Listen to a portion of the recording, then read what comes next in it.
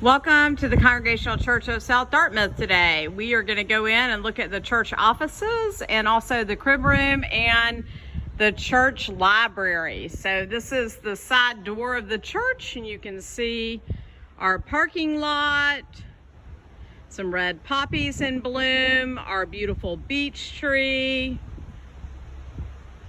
And this is how you enter the side of the church. And if you saw our video with the children's preschool, we came in this door as well. The preschool's upstairs.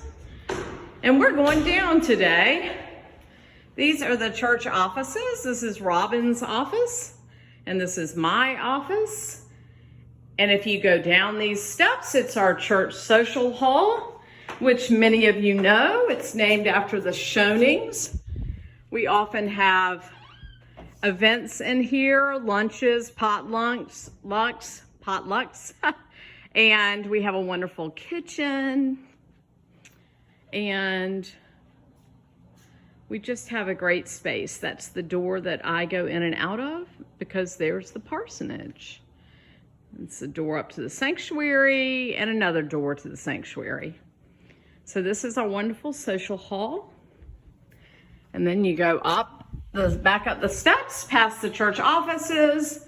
There's some restrooms down in this hall and closets. And at the end of the hall on the left, we have the crib nursery where our little friends can come and stay on Sunday morning. And we have a paid nursery employee that takes care of the children, Mrs. Swift, and she loves the children, so works out great. And then directly across the hall is the church library. We often have like book studies in here. The prayer shawl group meets in here on Sunday evenings. There's a picture of the beloved Reverend Dr. Bob Boynton, who was the pastor here for 24 years. And we have a great table to meet at and bookshelves. So that's the church library and the church crib room. And then going back down the hall into my office.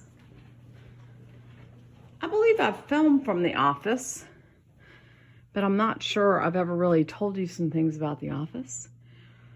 That's a picture of a cranberry bog and a delightful woman named Mary painted, and she and I had a wonderful friendship at the end of her life.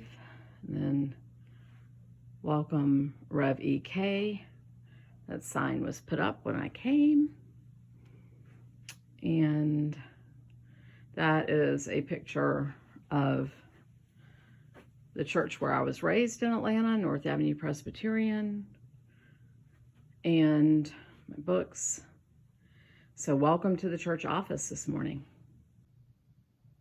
Continuing here in the church office, I wanted to share with you a scripture this morning that I feel you're probably familiar with, but I'm reading to you in the book of Mark this morning in the Jewish Annotated New Testament, Mark 12. Love your neighbor as yourself, 12:31.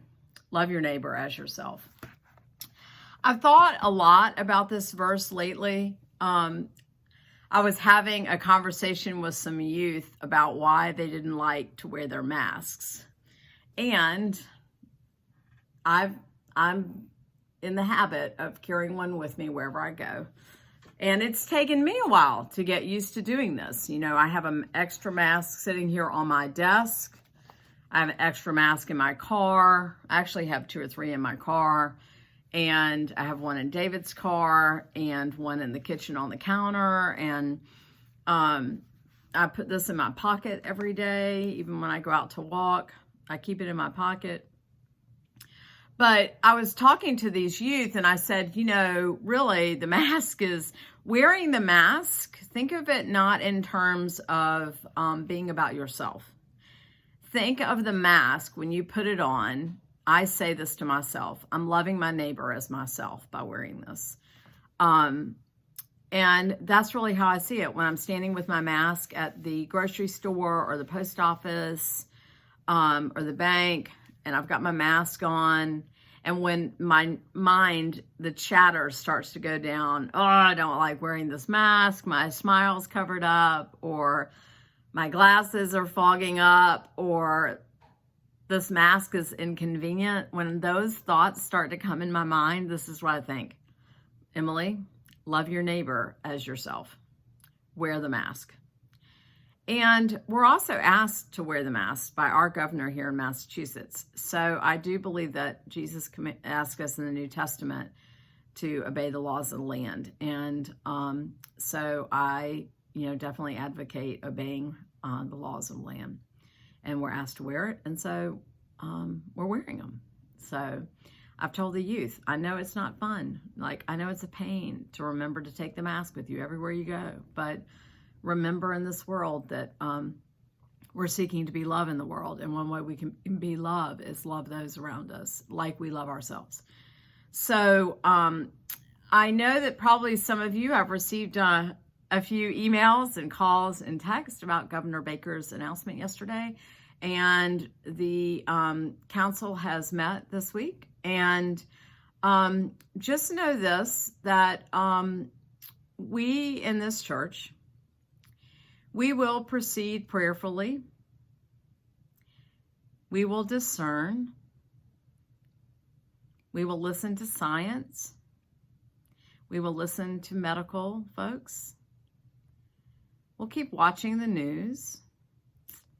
And there will be a committee that forms here to look at requirements to reopen in the future.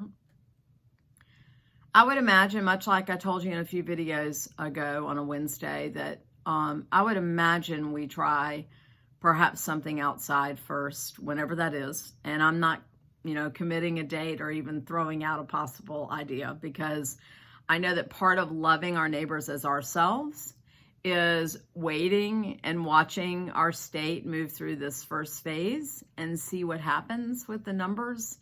And we have the blessing at our church of having the ability to have these videos. And a lot of small churches in our state don't have this capability. And I am very grateful that I'm able to make these videos and to edit them and publish them and put them out there for you all.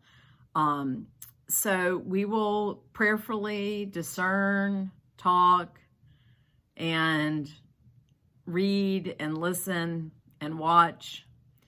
And I know this, that one day we will be together again. And I don't know when that is and what it will definitely look like.